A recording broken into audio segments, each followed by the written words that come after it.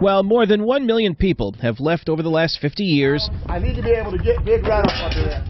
lifelong resident John George decided to stay in Detroit, and he watched it hit rock bottom.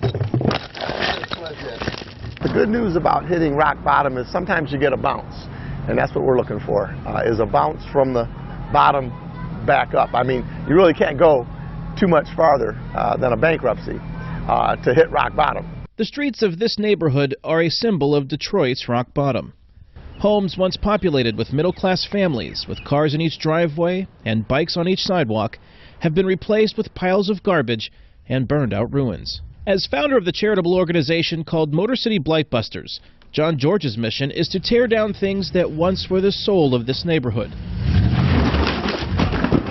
Now abandoned and neglected, so they don't encourage crime, vandalism, or fire. He says he's seen enough hardship in Detroit to not be surprised by the city's bankruptcy filing. You know, Detroit needs a second chance, and I think that by filing Chapter 9, that is our second chance. This is an economic shot heard around the world.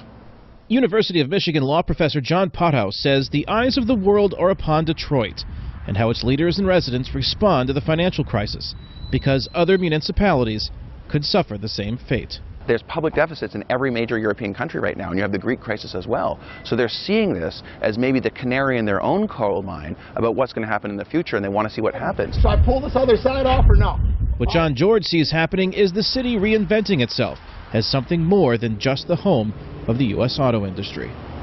Buildings and people and cities go in cycles, you know, and for Detroit, it's our time to cycle out of this negative time and cycle into something better, something more stable, more revitalized, more beautified. Along with shedding its crippling debt, George wants to see Detroit improve services, decrease crime, and shorten response times by emergency workers. And with the blight removed, maybe, just maybe, these streets will see new life again, reminiscent of the fond memories of John George's childhood.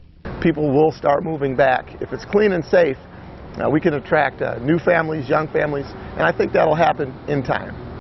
In the meantime, John George is doing his part to help the effort, tearing down Detroit's urban blight, one street, one house at a time. Kane, Farabaugh, VOA News, Detroit, Michigan. Yeah. We ain't gonna have time to dismantle. I want to drag it out.